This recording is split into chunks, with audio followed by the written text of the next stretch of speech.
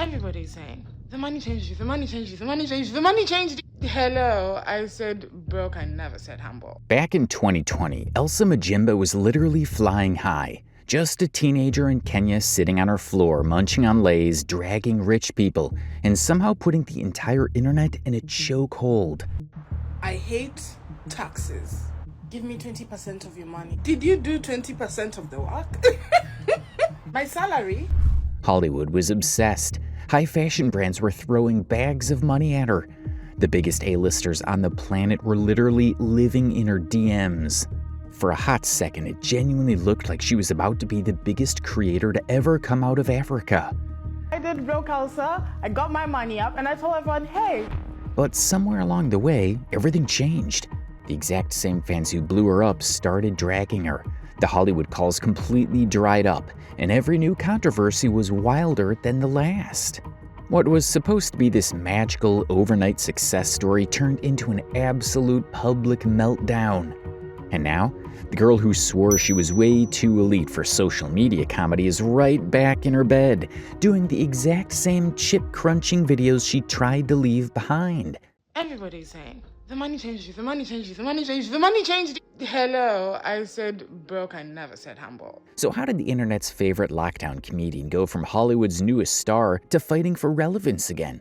Elsa Majimbo's story is way messier than you think. Look, everyone thinks Elsa Majimbo just got lucky. They think she sat on a bed, ate some chips, laughed like a villain, and suddenly she's a Hollywood millionaire. But that's just the fake internet story. Her backstory is wild, but nobody ever talks about it. Elsa was born on June 29, 2001 in Nairobi, Kenya. She was the third of 4 kids. Her family was super strict and very religious. We're talking church every single week, Sunday school, the whole deal. But Elsa was not feeling it all. Her parents loved family TV nights. They would all sit around and watch local Kenyan comedians. These guys made jokes in Kiswahili and did impressions of local politicians. Elsa hated it. She didn't get the jokes, she didn't think they were funny, and she felt totally left out. Instead, she was secretly obsessed with American comedy. She loved Cat Williams, Dave Chappelle, and Chris Tucker. She wanted jokes about real life, race, and how people actually behave. The fact that she hated her own country's comedy and loved American comedy is the exact reason she goes to war with Kenya later. She was never going to be their favorite girl. But this is the part that almost everyone gets completely wrong. If you look at her old interviews with Forbes, her promotional videos with Netflix, they all print the same exact fact, that Elsa is a 15-time national chess champion with 5 national titles.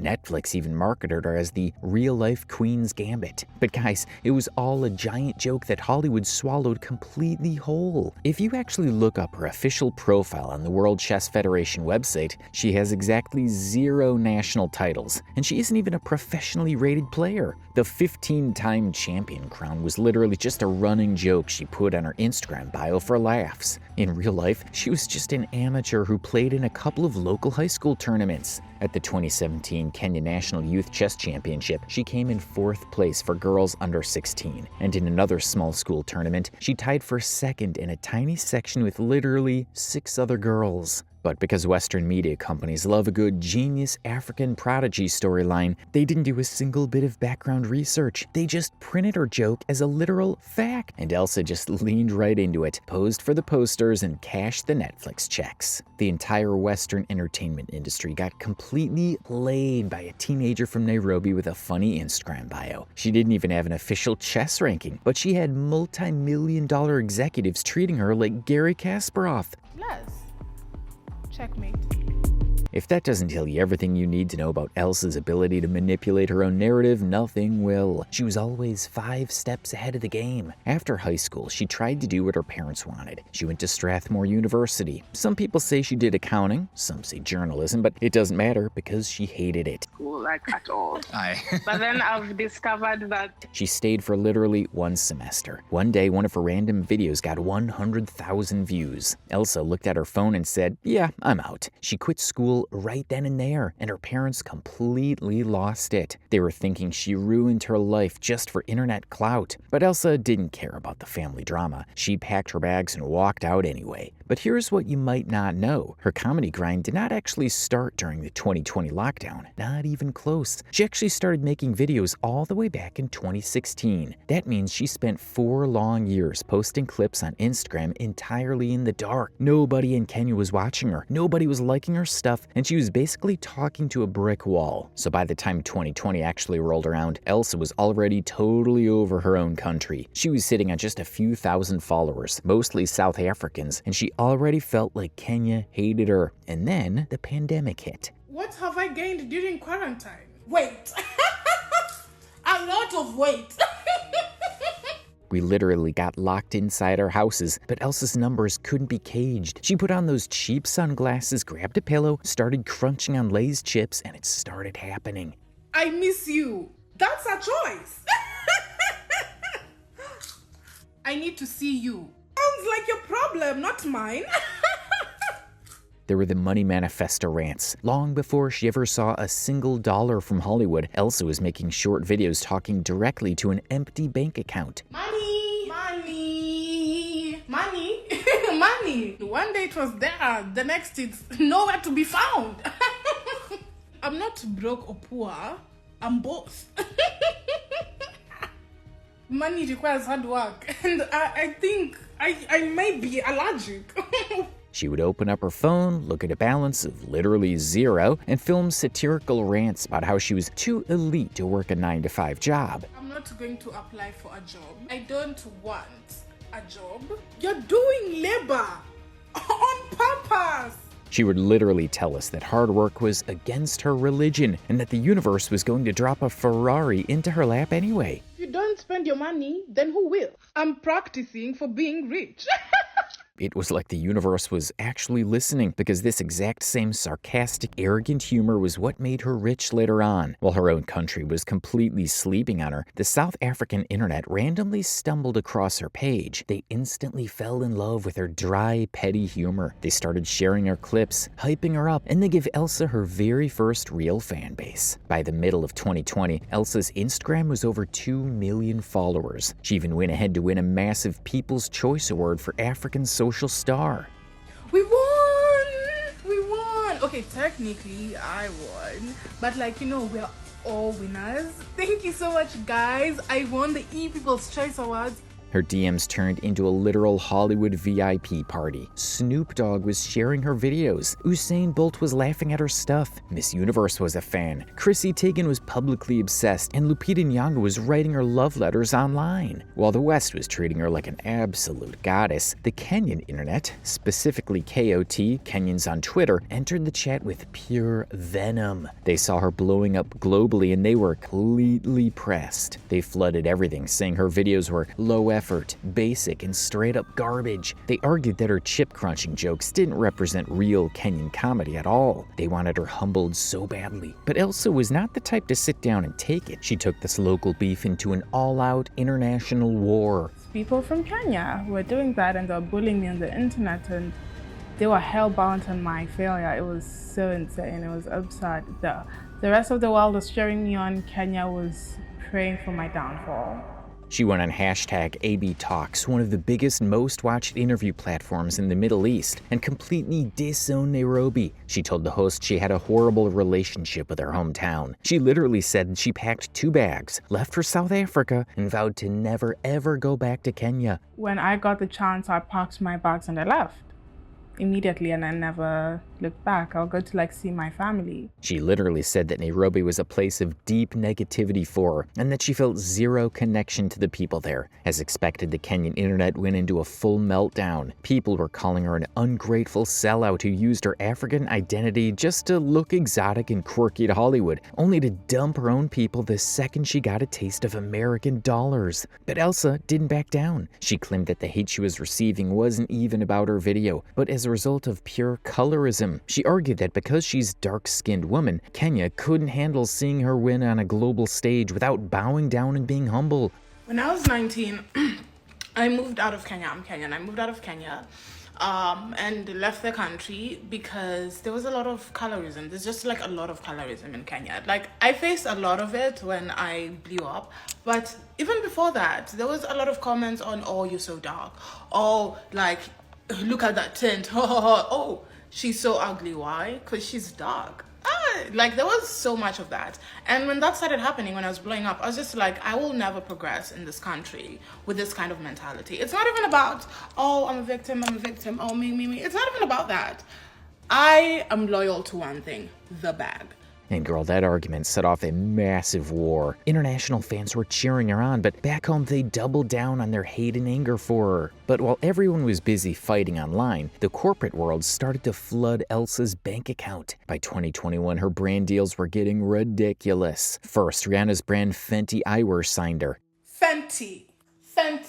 You see me in these and you wanna look me in the eye. Also, Rihanna sent her a letter at the beginning of her career and has given her immense support and good advice. Then Comedy Central sweetened the pot too. But the moment that made everyone's jaw drop happened in February 2021, when Valentino announced a major partnership with her. Y'all should imagine how big that was. Valentino's this super fancy, gate-kept European fashion house, and they decided to build a huge campaign around a 19-year-old girl who got famous for eating chips in bed. It was honestly a little bizarre, but it completely changed the game. They didn't even stop at clothes. They literally wrote a children's book together called The Alphabet for Kids and Adults. By 2022, she was on the Forbes 30 Under 30 list, and then she secured the ultimate Hollywood golden ticket. She signed with IMG Models and WME. That was the exact same huge agency that repped Bella Hadid, Gigi Hadid, and Hailey Bieber. She was only 20, and she was suddenly on the same level as the biggest supermodels on Earth. Another wild part of this whole Hollywood era happened on live TV with Steve Harvey. Elsa got on his show, and she had never even met this man before. But during the interview, Steve Harvey completely threw out the script and said on live TV that he was adopting her as his niece.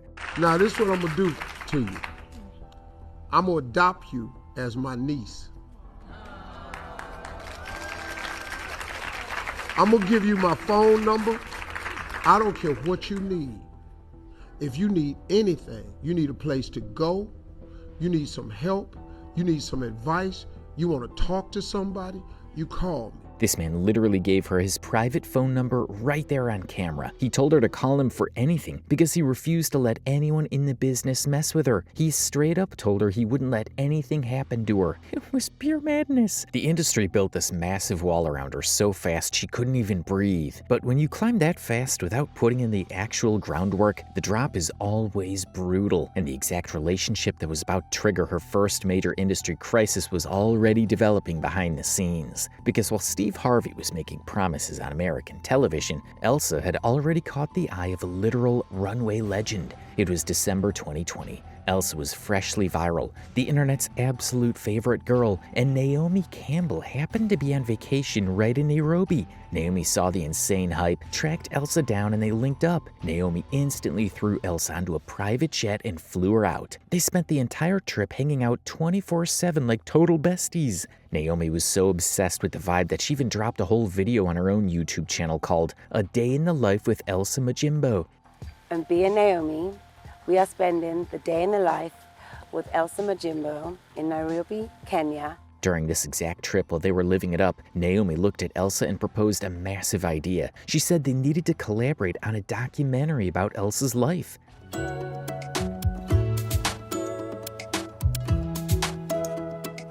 Elsa was only 19 at the time, totally starstruck, and she obviously said yes. I mean, who says no to Naomi Campbell? And just like that, the gates of high fashion swung wide open. Through Naomi's heavy connections, Elsa got introduced to a whole elite tier of Hollywood that she never could have accessed on her own. Give me a lot of credibility, especially when I first entered the industry. She gave me a lot. But then the plot completely twisted. Elsa went ahead and made a completely separate documentary about her life called Elsa, directed by a South African filmmaker named Julia Jansch. The movie was all about the experience of being unashamedly yourself, and it actually got accepted to the premiere of the Tribeca Film Festival in March 2022. But when Naomi found out about it, she was absolutely angry. As far as Naomi was concerned, this was the exact documentary they had already agreed to make together, and Elsa was low-key cutting her out of the project. To Elsa, it was a totally different, independent thing. The phone call that followed was pure chaos. Naomi called Elsa up hot and completely lost it on the 20-year-old creator. She straight up told her, "I will sue you for the rights of this movie, and you know I will."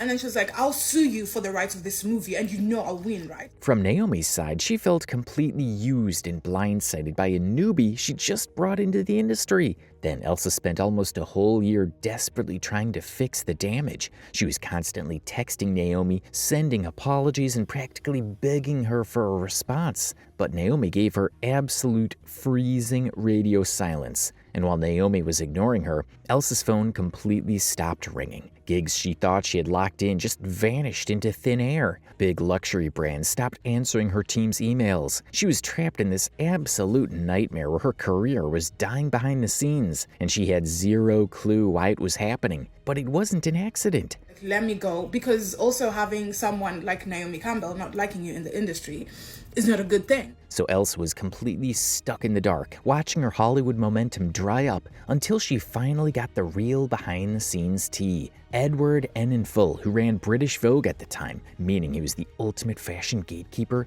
pulled Elsa aside at a party. He somehow told her that her industry struggles were coming straight from Naomi. I'm like, hey, Edward, I'm such a big fan. And he looks at me. He's like, I know you. And then he said something that made me think the situation with Naomi was causing like some of the trials and tribulations I was currently going through. So it was like Naomi was literally walking into the most powerful rooms in fashion and telling every big boss that she made Elsa. She was telling everyone that Elsa was ungrateful and that her career only existed because of her. And in that elite world, when Naomi Campbell talks, brands drop people instantly. Eventually, Elsa tried to make a fake peace with Naomi just to survive in the industry. Naomi finally texted me and she was like, yeah, I let that go a long time ago. I'm not one to hold a grudge. She sent me a very lovely text. She said, Happy New Year. But the new setup was completely toxic. Elsa had to ask Naomi for permission before she took any job. If a luxury brand offered Elsa a contract, she had to get Naomi's explicit blessing before she could say yes. It felt less like mentorship and more like being owned.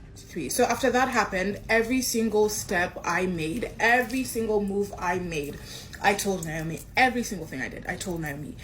I would breathe. I tell Naomi. Within weeks, Elsa just stopped hitting her back, walked away, and told the media they were completely strangers. So yeah, me and her, we're not friends, we're not enemies, we're not anything, just not really in association.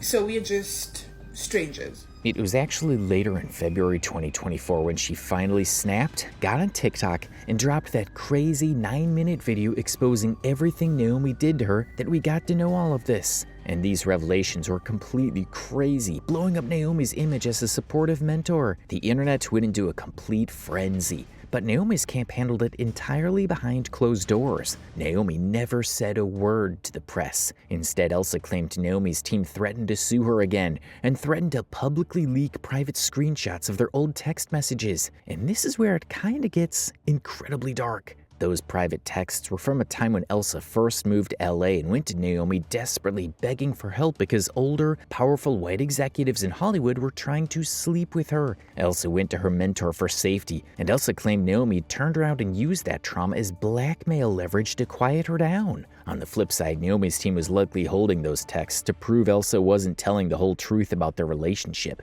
Either way, the legal pressure was too much. Elsa deleted the TikTok, scrubbed her tweets, and said she did it for peace, not fear. But while the Naomi Campbell drama was happening behind closed doors with Hollywood lawyers, Elsa was about to start a massive fight that hit way closer to home. In August 2024, Elsa dropped another bomb. She went online and completely trashed black tax. Sending money back home or to your extended family is such a common African practice that I absolutely hate. I saw my dad doing it. If you don't know what that is, it's the cultural tradition where someone who makes good money sends cash back home to help out their family. But Elsa didn't just say she wasn't doing it. She went totally crazy about it, complaining about her own dad spending his life sending money to random relatives, and then she looked right at the camera and said, "No, you're asking me for money. You lazy son of a bitch. I am not fitting your habits.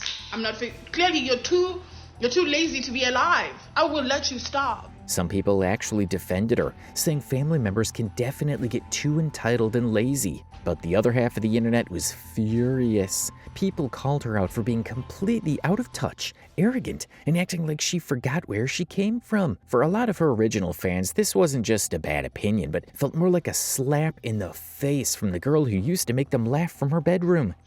I've seen a lot of comments saying how money has changed me so much. Of course it has. Are you joking? I was never humble. I was a victim of my circumstances. Do you know the difference? Oh, what happened to the old Elsa? What happened to the old? She got her money up. My net worth went through the roof. That's what happened to the old Elsa. Oh, your style has changed so much. Oh, your style has changed. Yeah, I'm rich now.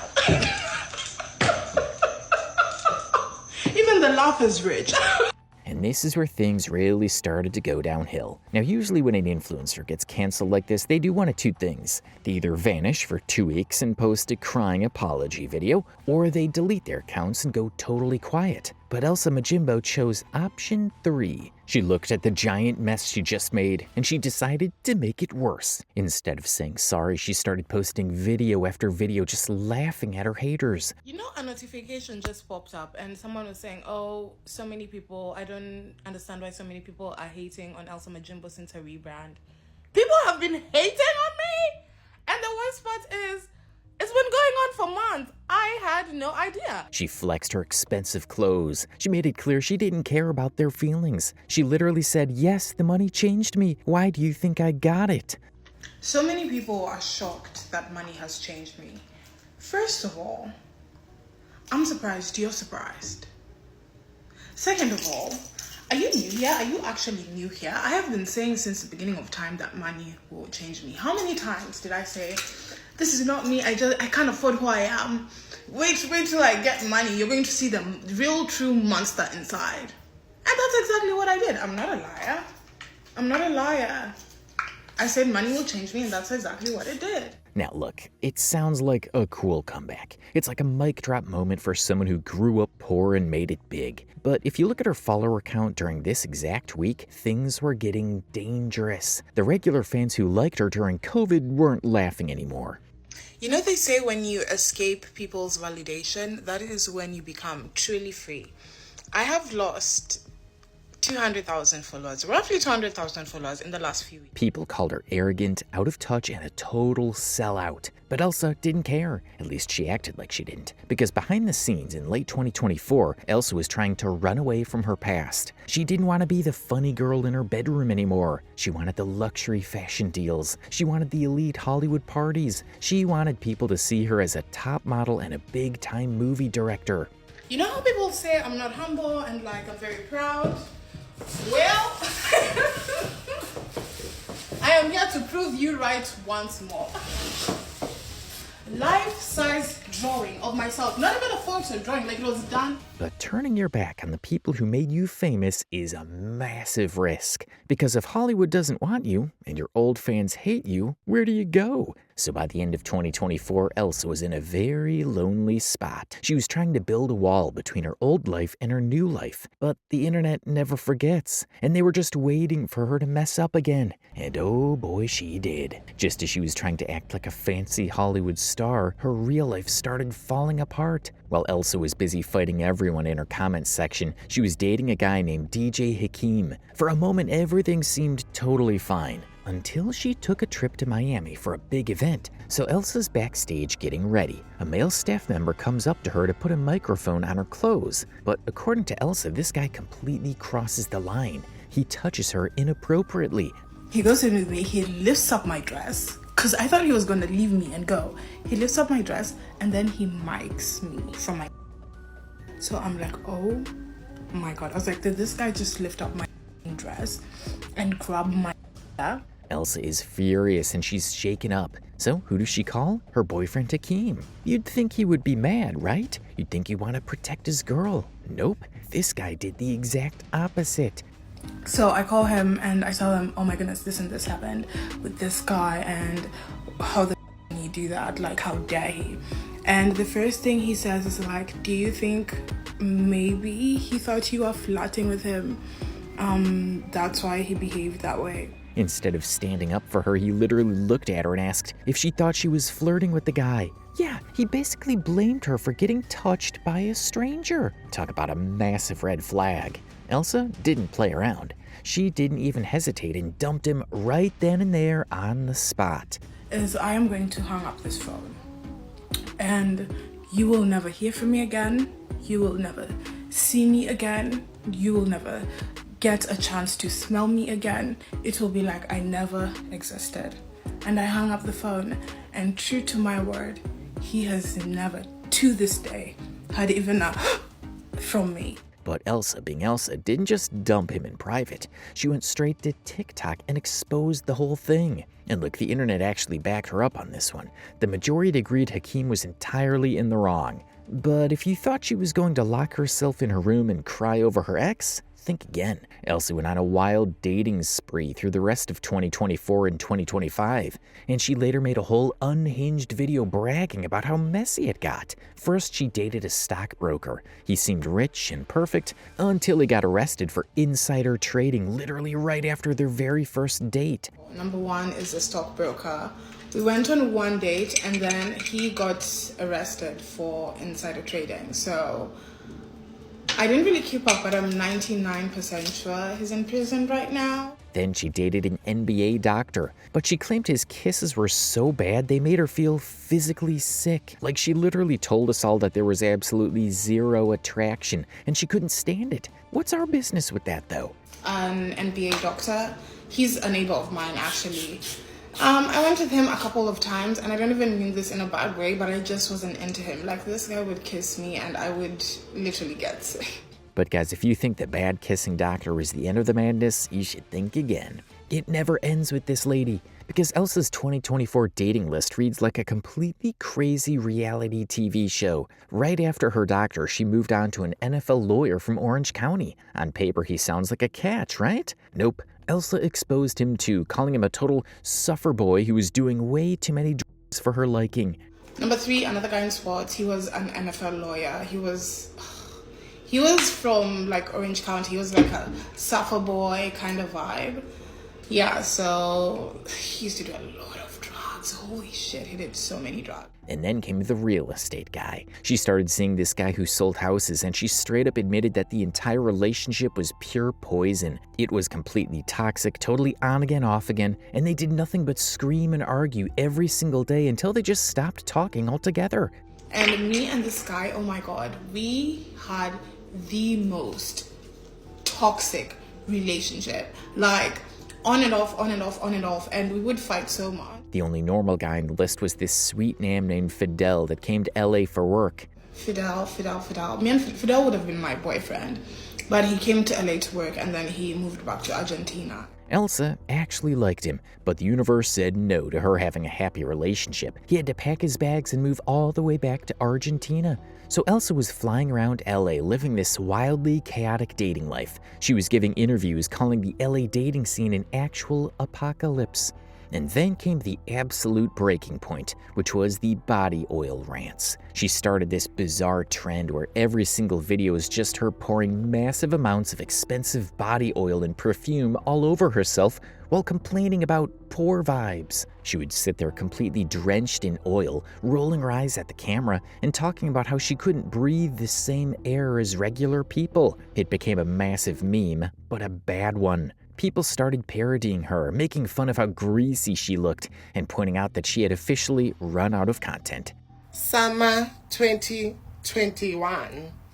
I am on vacation in South Africa, in Cape Town. She had traded her actual comedic talent for a bottle of luxury oil and a terrible attitude. She had spent 2 years dropping nothing but videos insulting her audience, flexing her wealth, and acting untouchable. So when her Hollywood dreams finally hit a brick wall, nobody was there to catch her fall. Out of nowhere, the girl who used to look so fresh-faced and clean in her bedroom started posting these incredibly cringe, messy photos inside dirty, unkempt public bathrooms. In some of them, her skin looked incredibly dry and ashy, and she looked completely out of it. People in her comments were literally screaming, "Is she okay? What's going on with her? Why does she look so erratic?" But the bathroom photos were absolutely nothing compared to the outfit that literally split African social media in half. Elsa stepped out on a street in Los Angeles wearing a completely transparent net-style dress. And when I say transparent, I mean it. It left absolutely nothing to the imagination. The reaction from her home fans in Kenya, Nigeria, and South Africa was absolute chaos. People were completely stunned, calling her behavior wild and saying she had totally lost her mind. And this is exactly where the conspiracy theories started getting insane. People started whispering that this wasn't just a bad outfit. They claimed it was a Hollywood Illuminati humiliation ritual to keep her famous. Other creators started posting deep dive videos analyzing her face, claiming her weight loss and ashy skin were proof that she was heavily using drugs. She also went ahead to drop a video so scandalous it made people want to cancel her permanently. She turned her camera on and decided to give unsolicited advice to young, pregnant women who were dealing with financial struggles or toxic baby daddies. Elsa basically told these women that if they didn't have money, they needed to get rid of that child right now. I don't know, under 8 weeks or under 10 weeks.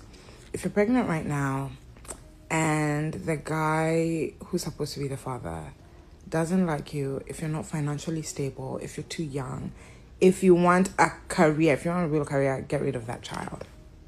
Get rid of that child right now. She told them the baby wouldn't save them and they needed to dump the pregnancy to focus on a career. People were angry at this, calling her cold-hearted, evil, and completely detached from the real world. For a lot of people, this was the absolute point of no return. With the entire internet calling her an evil, drug-addicted sellout, Elsa couldn't ignore the noise anymore. In March 2026, she finally popped up to address the rumors, but she didn't look like the glamorous Hollywood star she always bragged about being. She looked exhausted. She did a whole video flat out denying that she was using substances. This rumor that's been going around that I do drugs, I don't know who started that rumor.